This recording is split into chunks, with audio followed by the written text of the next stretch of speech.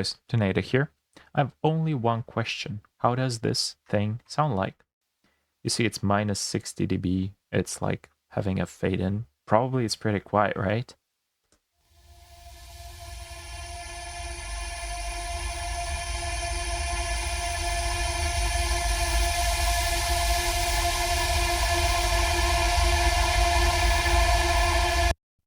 Well, not really.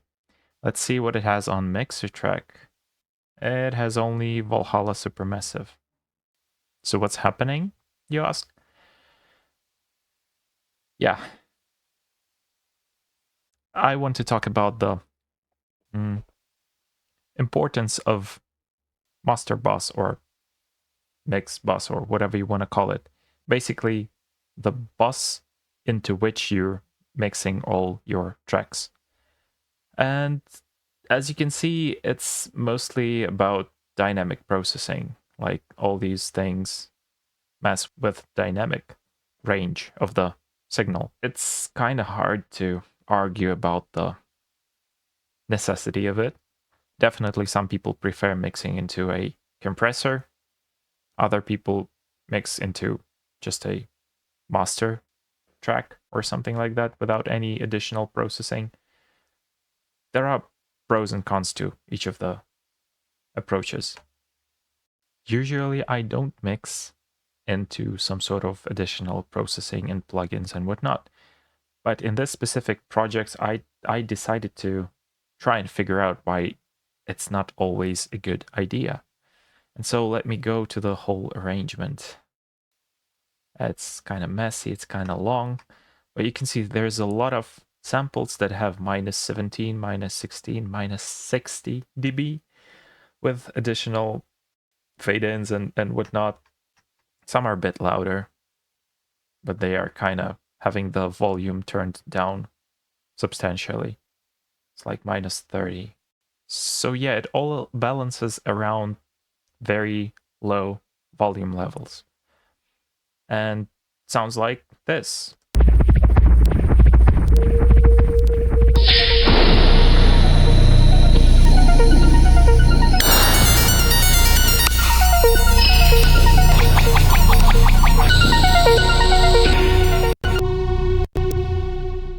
As you can see, it sounds quite loud already. So what specifically happens on the master bus? And why I'm mixing so low into it? First of all, I have Clipper, which increases loudness.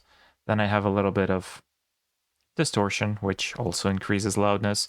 Then I have OTT mixed with 36% depth. Then I have another OTT mixed and with 39% depth. Both are increasing loudness.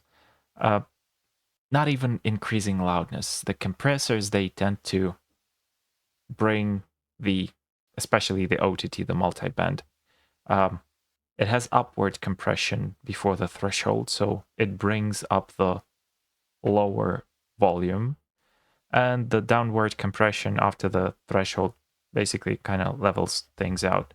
So it brings both closer together, like higher volume and lower volume. Everything starts to get like moderately loud, and the more you stack it, the louder it gets. The SEQ, never mind, it's just like some deharshener, JS inflator, more louder, Magic Death Eye, compressor, so again, more louder.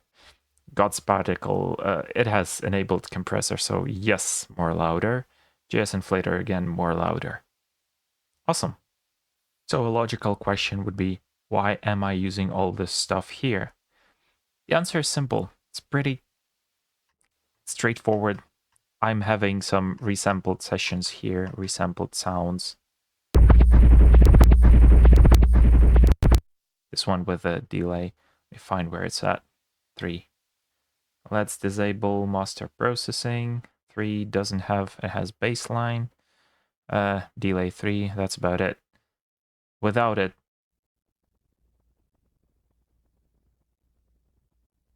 can you hear anything? No. Okay, let me normalize that.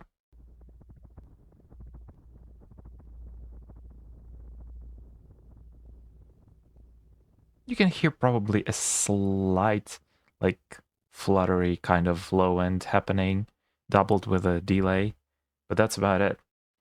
So, as you can see, the resampling session has some interesting sounds, but they are very quiet. Normalizing them doesn't help because, as you saw, I normalized it. It's still very quiet. It is still not very textured.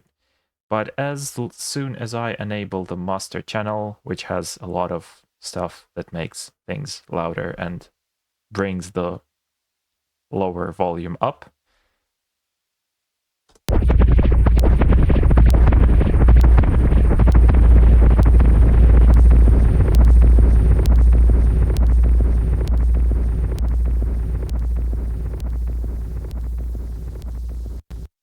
all these things suddenly start popping and like being more audible, more textured, more full. Yeah, that's cool stuff, but it comes at the cost of making everything play well in the mix, and then you have to take a step back and figure out what the optimal loudness for each of the sound is, for each of the synth is, like these pads, for instance.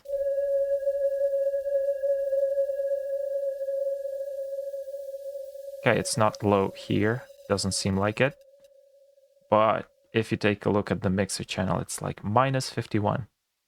I either have to bring everything down in audio and the volume realm here with this knob, or on the mixer. Otherwise, it just doesn't sound good. Let me bring that up. I'm not gonna save this project after these changes, but just so you understand.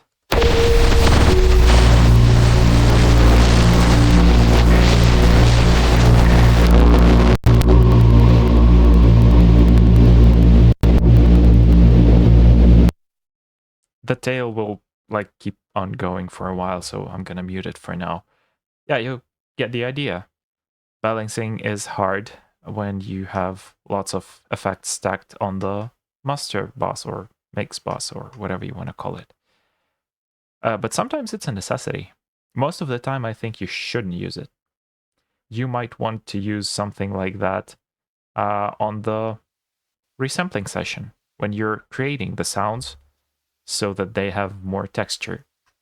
I didn't do that. I found those resampling sessions to be okay-ish, not perfect, but still I didn't know how much of the dynamics I want from that sound.